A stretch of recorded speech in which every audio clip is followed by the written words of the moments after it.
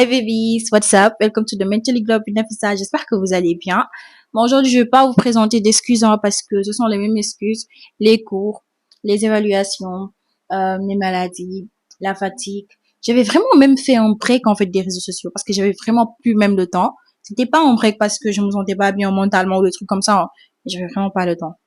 J'étais dans les rattrapages des cours, les révisions, après les évals. Bref, c'était vraiment fatigant.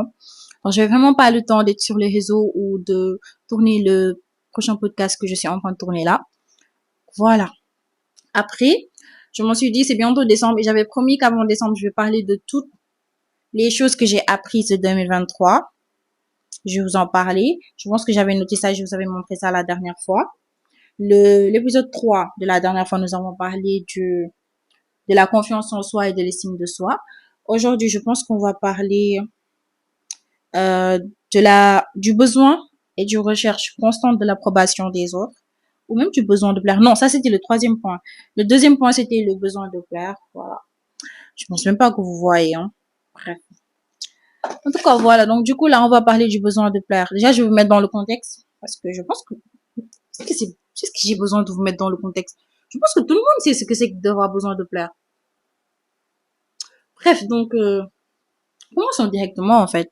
Vous voyez, moi par exemple, je vais toujours prendre mon exemple parce que c'est par rapport à ce que j'ai appris que je peux vous parler des choses. Vous comprenez. Donc moi, en fait, j'étais l'exemple idéal, exact, parfait de la personne qui recherche à plaire aux autres. Donc, moi, je voulais plaire à tout le monde. À toute personne que je rencontrais dans la rue, même un inconnu, qui je sais au fond de moi que je vais plus jamais le revoir, je voulais lui plaire. Je voulais vraiment être une personne irréprochable pour tout le monde. Je voulais être une sans faute, en fait.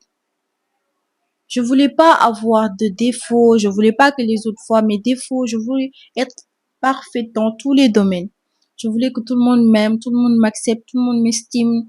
Franchement, j'étais dans cette optique-là. Du coup, je me créais vraiment des problèmes. Parce que vous voyez le problème avec le besoin de plaire, c'est que tu essayes tu essayes de compenser quelque chose. Il y a un trou, il y a un creux, et tu essaies de le refermer en essayant de plaire aux autres, de recevoir leur attention, de recevoir leur amour. Donc, du coup, pour toi, en recevant tout ça, tu vas pouvoir renfermer ce trou, ce creux-là.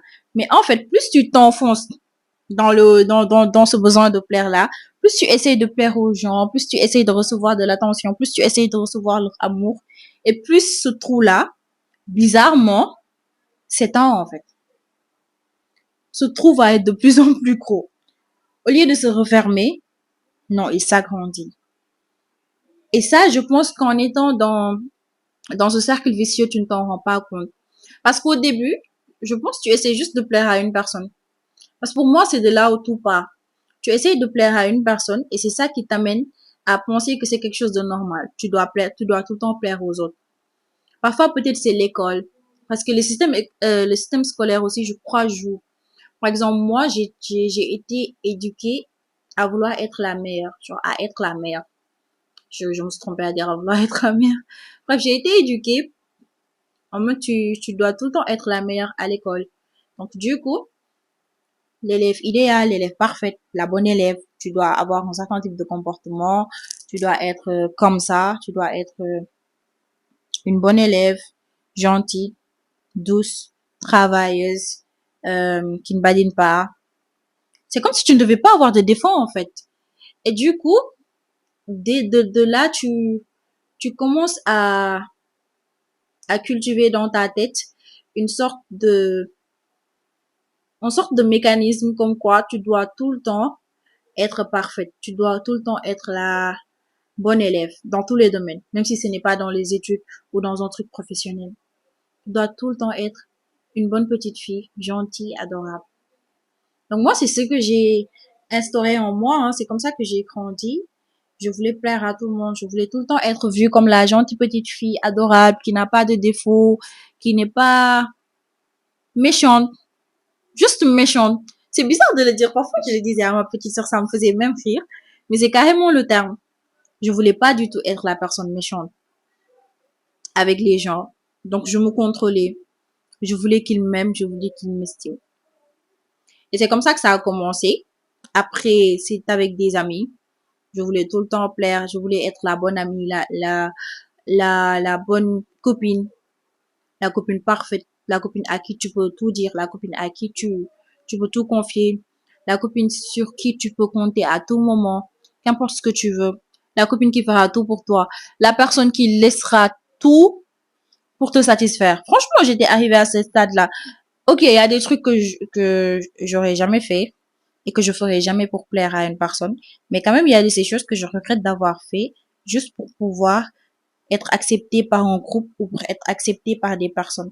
Parce que j'ai fait des choses qui ne me définissent pas. Parce que c'est ça aussi le truc plutôt plus toxique qu'autre chose. C'est le fait qu'en voulant faire plaisir aux autres, qu'en voulant euh, plaire aux autres, tu n'es pas toi-même. Tu n'es jamais toi-même en fait. Tu es tout le temps une différente personne par rapport à la personne à qui tu es en face. Genre, j'ai une personne en face de moi, je l'observe, je sais ce qu'il aime pas. Tu deviens même calculatrice. Tu deviens calculateur, en fait. Désolée, en rigolant, j'allais dire calculatrice. Mais tu deviens même calculateur. Parce quand on voit en personne, en fait, tu essayes de t'accorder à la personne. Tu essayes d'être ce qu'attend la personne de toi, ce que tu penses que la personne attend de toi. Donc, du coup, tu te forges une image, tu te crées une personnalité que tu vas présenter à la personne. Tu seras cette personne pour cette personne-là en face de toi. Et après, quand une autre personne viendra, tu feras la même chose. Et tu vas fonctionner comme ça. Tu te feras du mal. Tu ne seras jamais toi-même. Tu ne seras jamais heureuse parce que tu penses pouvoir être heureuse en étant acceptée par les autres. Alors que c'est faux. Tu seras jamais acceptée par les autres. Tu te connaîtras pas. Tu vas te perdre. Tu ne sauras pas quels sont tes réels principes, tes réelles valeurs. En fait, tu sauras clairement pas qui tu es. Ça, c'est la première chose. La deuxième chose, c'est que ce trou-là, la manière dont elle va s'agrandir, va créer d'autres choses. Par exemple, si je n'avais pas confiance en toi, ce qui est réel, parce que quand tu essayes de plaire à une personne, c'est vraiment que tu n'as pas confiance en toi et que tu n'as vraiment pas de l'estime pour toi. Il ne faut pas se voiler la face. Donc là, tu vas agrandir ça aussi. Donc tout le mal-être en toi, tu vas t'enfoncer en fait. Tes traumas, tu vas t'enfoncer dans tes traumas. Tes problèmes, que ce soit de confiance en soi, d'estime de soi, d'amour pour toi-même, tu vas t'enfoncer aussi dans ça. Tu vas les agrandir, ces problèmes-là, parce que tu peux pas chercher à plaire à une autre personne en te construisant une nouvelle image, en étant une fausse personne avec cette personne-là et penser que tu vas t'estimer. Soyons honnêtes, franchement, tu vas pas te créer une fausse image de toi et penser qu'après toi-même, tu vas t'estimer. Parce que tu peux leurrer l'autre personne, mais tu ne peux pas te leurrer toi-même. Quand tu es seul toi-même dans ta chambre, tu sais que la personne que tu montres aux autres, ce n'est pas toi. Même si tu as du mal à savoir toi-même qui tu es, mais tu sais au fond, il y a quelque chose au fond de toi. Ton corps vibre pour te dire que la personne que tu affiches dehors avec les différentes personnes, ces personnes même que tu affiches dehors, ne sont pas toi en fait. Et là, tu ne vas jamais t'estimer. Tu ne pourras pas t'aimer parce que qui est-ce que tu vas aimer? Tu es différentes personnes. Laquelle est la réelle personne? Tu n'arriveras jamais à t'aimer. Comment tu peux avoir confiance en toi? Ça ne va même pas avec ça. Parce que pour avoir confiance en toi-même, il faut déjà que tu te sentes bien avec toi, que tu t'acceptes. Mais tu ne t'acceptes pas. Tu n'acceptes pas qui tu es. Parce que c'est parce que tu n'acceptes pas qui tu es que tu te crées d'autres personnes, que tu te crées d'autres, on va dire même d'autres personnes, c'est coach, que tu te crées d'autres personnalités pour pouvoir plaire à d'autres personnes. Avec ça, comment tu peux avoir confiance en toi-même? Si tu avais confiance en toi-même, tu n'irais pas jusque-là. Comment tu peux t'estimer? Tu ne peux pas t'estimer. Donc voilà, tu peux pas t'estimer, tu peux pas t'aimer, tu peux pas t'accepter. C'est gros, en fait. Et là, tu vis pas. Dors, tu souris, tu es gentil, tu es belle, tu fais tout pour être la personne idéale, parfaite. Mais au fond de toi, quand tu es seule avec toi-même, tu culpabilises, tu stresses, tu as de l'anxiété, tu te crées des problèmes inutiles. Et tout ça, genre, c'est difficile. Parce que quand tu es dedans, moi, par exemple, je vois des personnes, euh, je sais que ces personnes ont ce besoin de plaire là. Je sais pas, c'est bizarre, mais certainement quand tu as vécu des choses, c'est très facile pour toi de reconnaître une personne qui vit la même chose ou qui est en train de vivre la même chose. Donc, quand je vois ces personnes-là, j'ai du mal à me dire, ah, genre, elle est bizarre, et pourquoi elle force, pourquoi elle fait telle ou telle chose. Je peux pas parce que je sais ce que ça fait. Je sais aussi que c'est pas par des mots que tu vas t'en sortir. C'est pas parce qu'une personne va venir te dire, toi, là, change ton comportement, en fait, genre, pourquoi tu es comme ça? Pourquoi tu te comportes comme ça avec les gens? Pourquoi tu te laisses piétiner? Pourquoi tu cherches tout le temps à plaire? Pourquoi tu as du mal à dire non? C'est pas parce qu'une personne va te dire ça qu'en fait tu vas juste changer comme ça. C'est pas évident. Parce que c'est ça que tu as connu.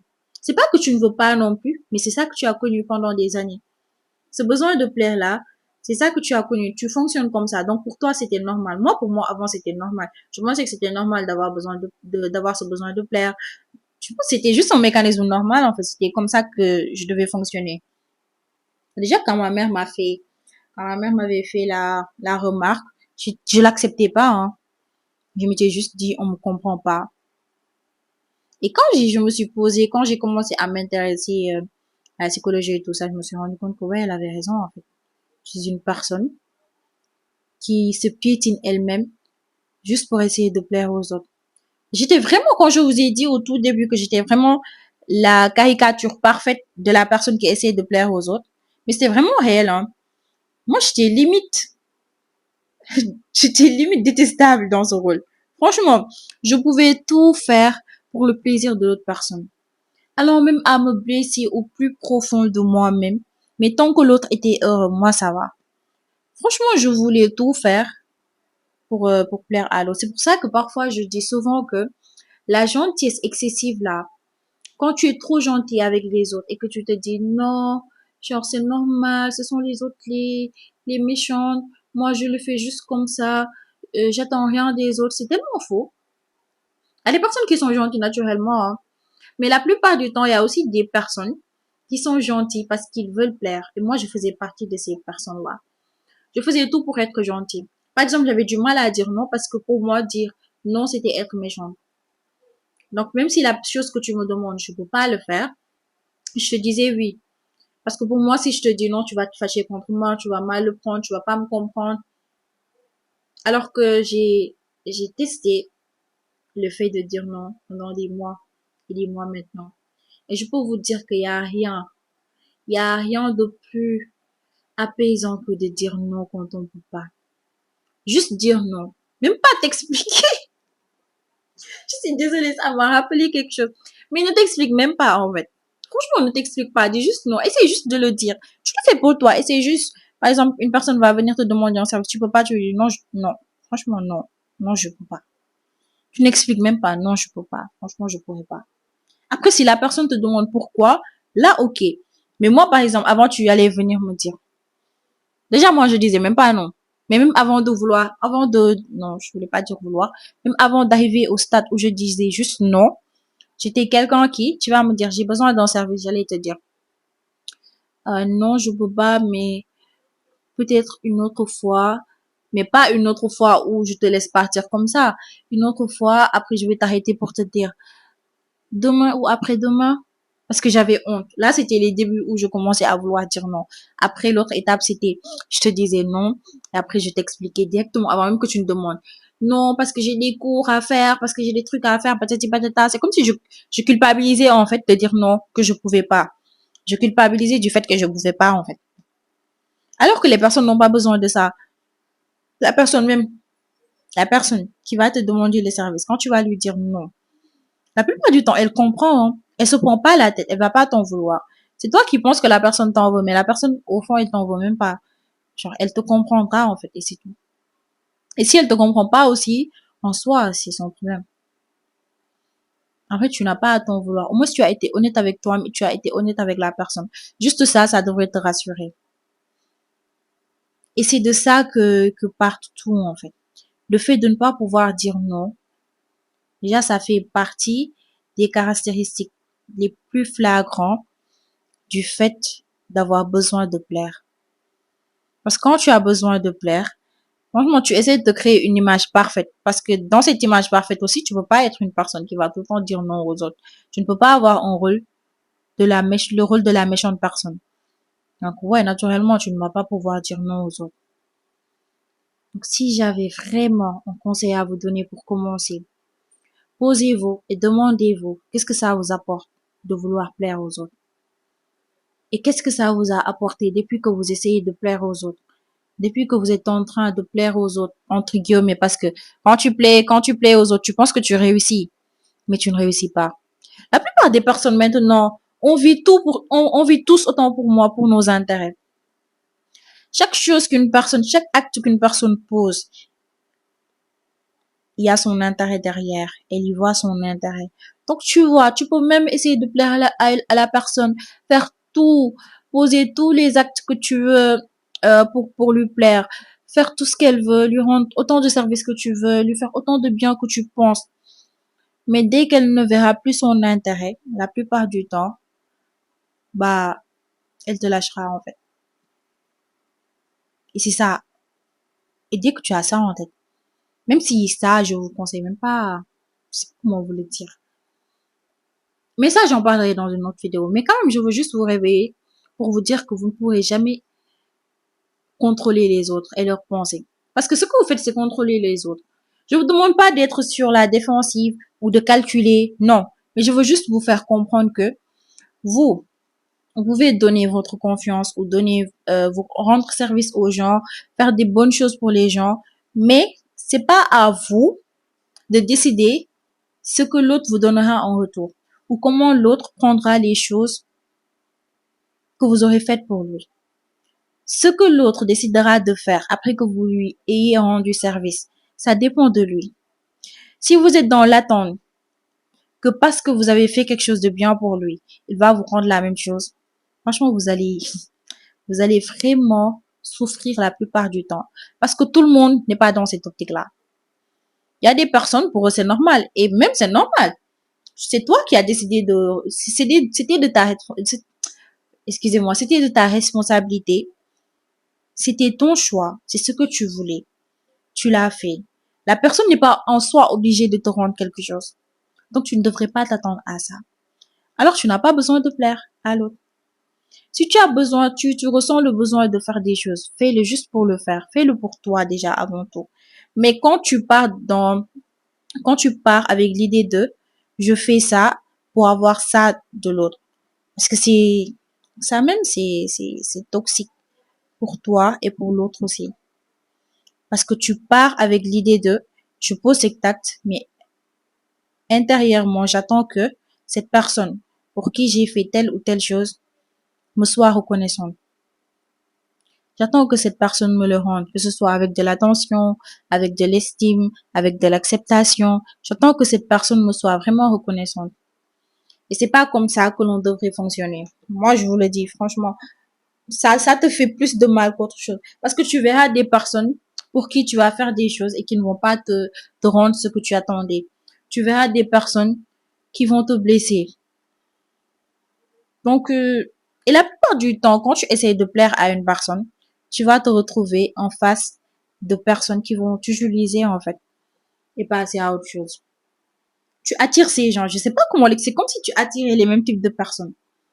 Ils vont voir ça en toi et toi, tu ne t'en rends même pas compte. Donc, du coup, ils viennent juste chercher ce dont ils ont besoin. Après, ils te laissent partir. Et tu vas être là à reproduire le même schéma. Donc, posez-vous et demandez-vous qu'est-ce que ça vous apporte d'être une personne qui cherche tout le temps à plaire aux autres. Déjà, tu ne seras pas respecté parce que c'est comme ça qu'on vit maintenant. Tu es trop faible, tu n'es pas respecté. Tu n'as pas besoin de tout le temps, tu n'as pas tout le temps besoin de te raccorder aux gens. Tu n'as pas tout le temps besoin de te réconforter avec l'image que les gens auront de toi. Parce que tu n'auras jamais la même image aux yeux de chaque personne qui te verra. Tout ce dont tu as besoin, c'est d'avoir une bonne image de toi-même en tant que toi-même, en fait. Sinon, l'image que les autres ont de toi, il est subjectif.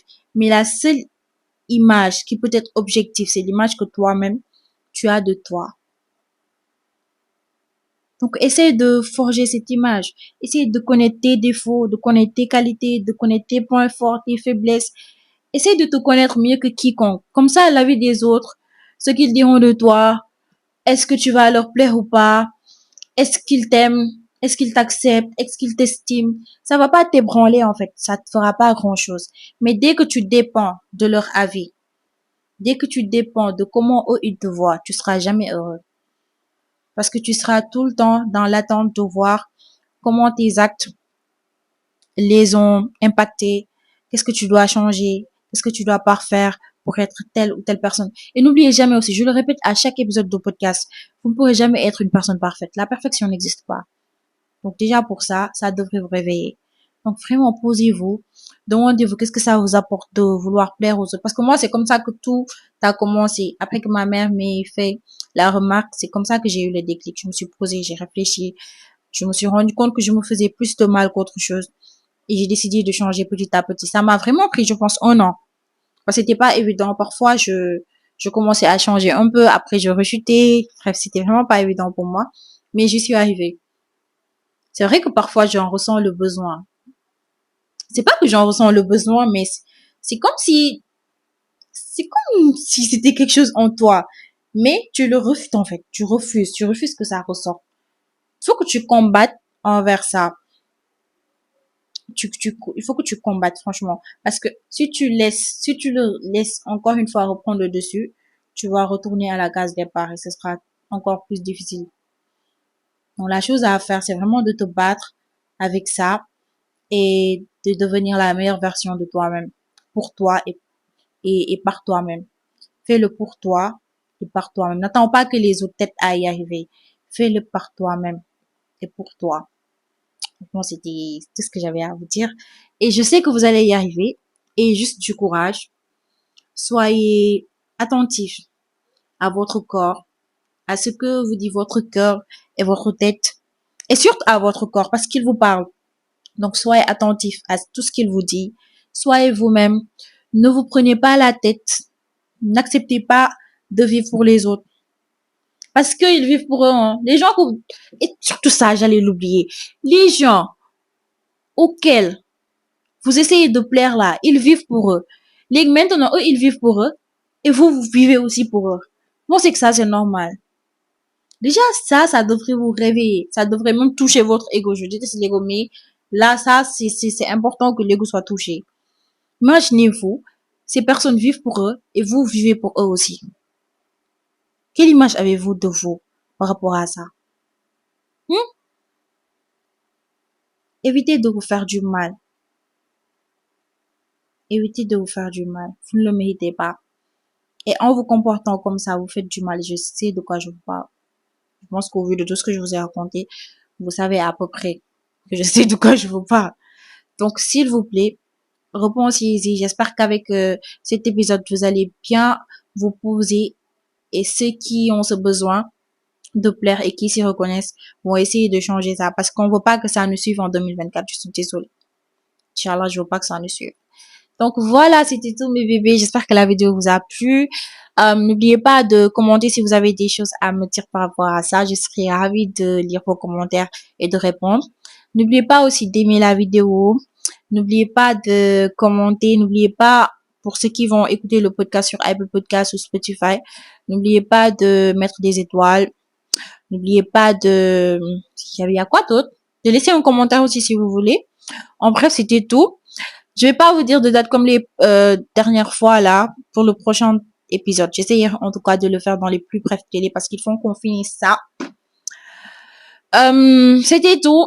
Je vous aime. Merci de l'écoute ou du visionnage. Tout dépendra de la plateforme où vous êtes en train de regarder ou d'écouter l'épisode de ce podcast. Merci mes bébés. Bisous.